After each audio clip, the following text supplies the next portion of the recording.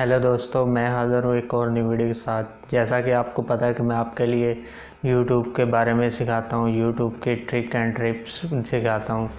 तो दोस्तों, आज मैं आपको जो बात सिखाने जा रहा हूँ वो है YT स्टूडियो में।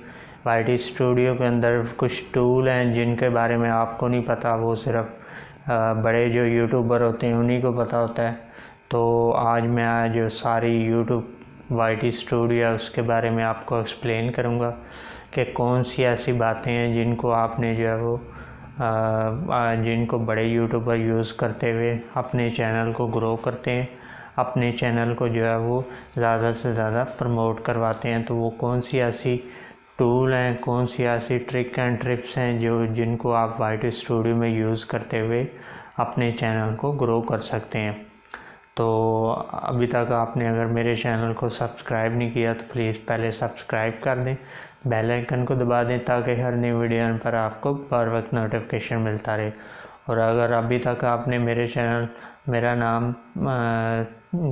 नाम है परवेज़ और आप देख रहे हैं परवेज़ ऑफिशियल चैनल। तो आज मैं आपको प्रॉपर गाइड करूँगा उन टूल के बारे में, उनको यूज़ किस तरह करना है आपने, कैसे आप यूज़ करेंगे इसको। ये सारी बातें आज मैं आपको YT स्टूडियो में जाकर समझाऊंगा कि कैसे आप इस टूल को यूज़ कर सकते हैं।